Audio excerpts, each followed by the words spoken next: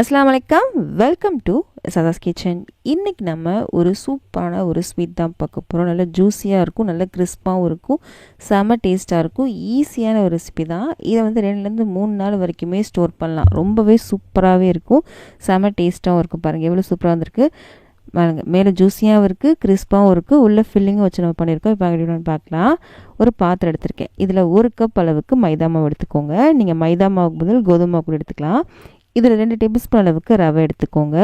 குண்டான ரவை வேணால் கொஞ்சம் பொடியான ரவையை எடுத்துக்கோங்க, அப்போ தான் கரெக்டாக இருக்கும்.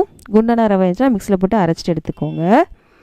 இப்போ நல்லா கலந்துட்டு கொஞ்சம் கொஞ்சமாக தண்ணி சேர்த்து நம்ம பிசைய போகிறோம்.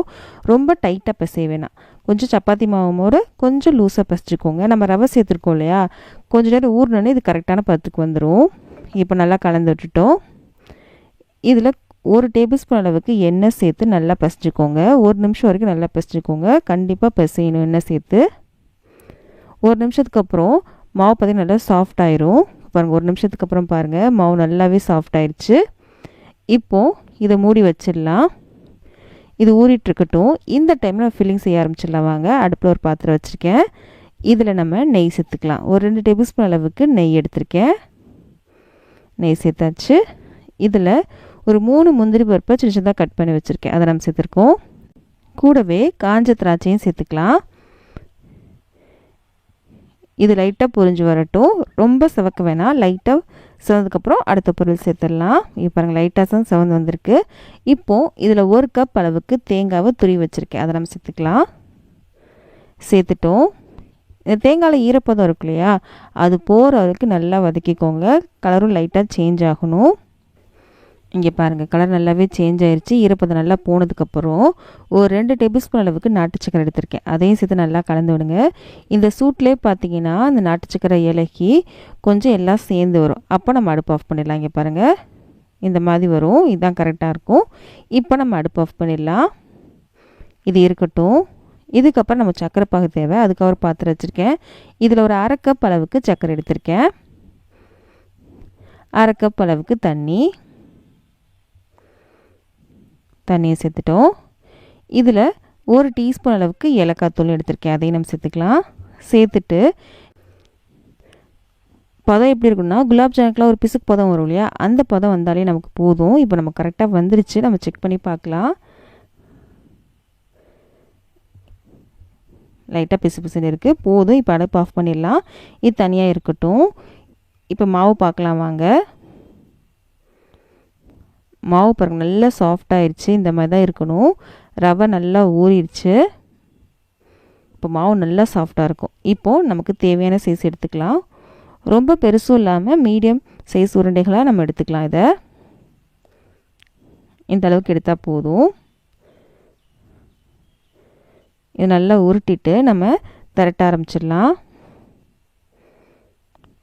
நான் வந்து போர்டில் கொஞ்சமாக எண்ணெய் தேய்ச்சிக்கிறேன். ஏன்னா நம்ம மாவு வச்சு தேய்க்க போகிறது கிடையாது. கொஞ்சமாக எண்ணெய் தேய்ச்சிக்கலாம். மாவுக்கு பதில் நம்ம எண்ணெய் யூஸ் பண்ணிக்கிறோம். ரொம்ப மெலிசாக திரட்டாமல், அதே மாதிரி குண்டாகவும் திரட்டாமல் மீடியமாக திரட்டிக்கோங்க. திரட்டினதுக்கப்புறம் காமிக்கிறேன். திரட்டிட்டேன். இங்கே பாருங்கள். இப்போது நம்ம செஞ்சு வச்சுருந்தோம்ல ஃபில்லிங், அதை இது நடுவில் வச்சுக்கலாம். 2 ஸ்பூன் அளவுக்கு நான் வச்சுக்கிறேன். நடுவில் வச்சுக்கோங்க. வச்சுட்டு நான் செய்கிற மாதிரி செஞ்சுக்கோங்க. ஃபுல்லாக கவர் ஆகணும். லைட்டாக அந்த மாதிரி ப்ரெஸ் பண்ணிவிட்டு இந்த மாதிரியே பண்ணிக்கோங்க. இதுக்கப்புறம் கையில் கொஞ்சமாக எண்ணெய் தடவிட்டு லைட்டாக கையாலே இந்த மாதிரி ப்ரெஸ் பண்ணுங்கள். ரொம்ப அழுத்துனீங்க அப்படின்னா ஃபில்லிங் வெளியே வந்துடும். அதனால் லைட்டாக தான் அழுத்தணும். இப்போ நமக்கு ரெடி ஆயிடுச்சு. இந்த மாதிரி எல்லாத்தையும் செஞ்சு வச்சிடலாம். நம்ம எடுத்த மாவில் நமக்கு 8 கிடச்சிச்சு. இப்போது நம்ம பொரிக்கிறோம். நீங்கள் ஷாலோ ஃப்ரை கூட பண்ணிக்கலாம். இந்த பேனுக்கு நான் 3 சேர்த்துருக்கேன். போட்டோடனே நீங்கள் தொட வேணாம். அடுப்பு மீடியம்லேயே இருக்கட்டும். ஃபுல்லாக வச்சிடாதீங்க, சீக்கிரமாகவே கலர் வந்துடும். அப்போது உள்ளே வேகாது. அதனால் மீடியம் ஃப்ளேம்லேயே நீங்கள் பொரிச்சிடுங்க.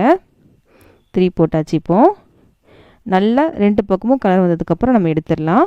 முடிஞ்ச அளவுக்கு மீடியம் ஃப்ளேம் இல்லைனா சிம்லேயே வச்சு பொரிச்சிக்கோங்க, அப்போ தான் உங்களுக்கு கரெக்டாக இருக்கும். இப்போ 2 பக்கமும் நல்லா பொரிஞ்சிருச்சு, நம்ம எடுத்துடலாம். அப்படியே மிச்சம் இருக்கதையும் நம்ம பொரிச்சு எடுத்துடலாம். இப்படி எல்லாத்தையும் பொரிச்சதுக்கப்புறம் நம்ம வந்து சுகர் சிரப்பில் டிப் பண்ணோம். அது எப்படின்றத பார்க்கலாம் வாங்க. இப்போ நான் எல்லாத்தையும் நான் பொரிச்சிட்டேன். சுகர் சிரப்பில் வந்து ரொம்ப நேரம் ஊறணும் அவசியம் இல்லை. ஒரு 2லேருந்து 3 செகண்ட் மட்டும் விட்டால் போதும். இங்கே பாருங்கள், எல்லா பக்கமும் சுகர் சிரப் இருக்க மாதிரி பார்த்துக்கோங்க. பார்த்துட்டு எடுத்துருங்க, அவ்வளோதான். ரொம்ப நேரம் ஊறணும்லாம் அவசியம் இல்லைங்க. அவ்வளோதான், நம்ம எடுத்துடலாம். இந்த மாதிரி எல்லாத்தையும் செஞ்சு வச்சுக்கலாம்.